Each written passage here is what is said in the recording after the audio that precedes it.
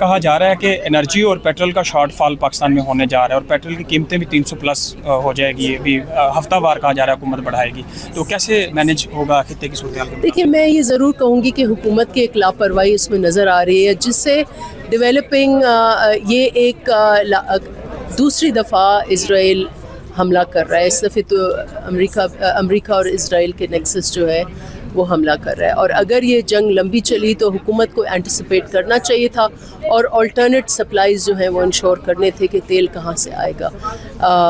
اور Pakistan obviously energy insecure ملک ہے, ہمیں تو جو ہے ایک کانسٹنٹ سپلائی چاہیے ہوتا ہے. اب مشرق وسطیٰ میں اگر وہ جو بند ہے انٹری, تو پاکستان کو پھر آلٹرنیٹس دیکھنے ہوں گے, اور اس ملک کے بزنسز کو, اس ملک کی معیشت کے حوالے سے ان کو یہ یقینی بنانا ہوگا کہ یہاں پر انرجی سیکیورٹی ہو. تو میڈم اب جیسے انرجی کی بجلی کی قیمتیں بھی بڑھیں گی اور پیٹرول کی قیمتیں اگر 300 سے اوپر جاتی ہے تو مہنگائی کا طوفان آئے گا.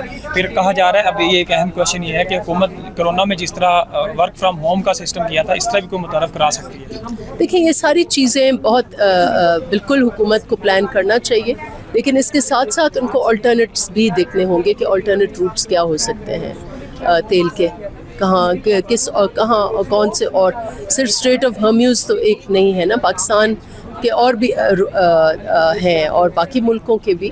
آپ دیکھیں کہ یہ میجر روٹ یہ تھا, لیکن اور بھی تیل اور جگہوں سے بھی آ سکتا ہے. اور اگر بجلی اور پیٹرول کی کھپت کو بچانے کے لیے حکومت یہ ورک فرام ہوم کرتی ہے؟ نہیں, اس قسم کے اقدامات بالکل لیں, کوئی اس میں مسئلہ نہیں ہے.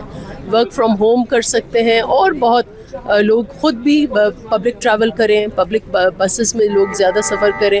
بہت سارے وہ تو ڈے ٹو ڈے ایشوز وہ گورنمنٹ کرے, لیکن بہت اہم ہے کہ ہم آلٹرنیٹس کو بھی دیکھیں.